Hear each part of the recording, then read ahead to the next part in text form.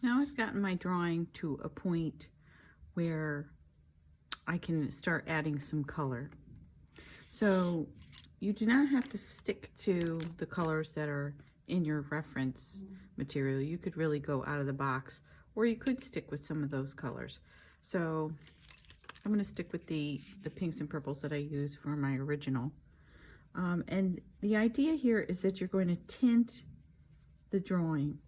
So you're going to leave those certain areas with that mid-tone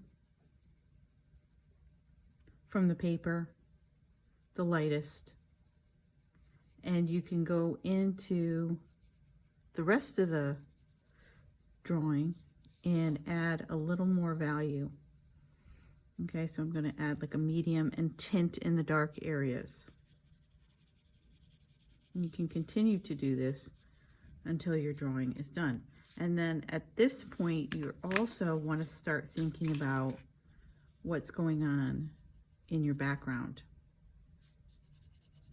So I have a lot of empty space in the background. I do have the words, but I can give more sense of motion if I add a little bit to it. I can add to the composition also if I add a little bit more to my drawing. So at this point, I can start thinking about the words and how I could incorporate those into the whole composition.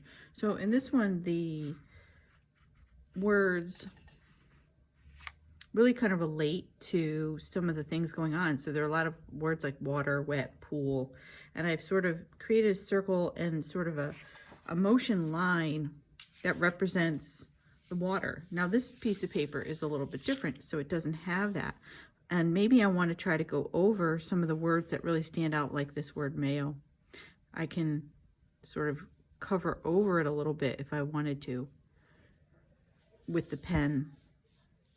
Or I could highlight certain words if I wanted to.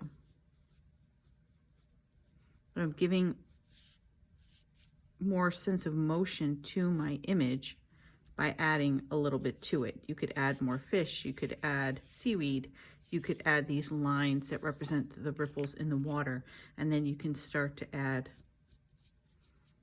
a little bit of color to those as well if you wanted to, until you get to a point where it's a finished piece like this.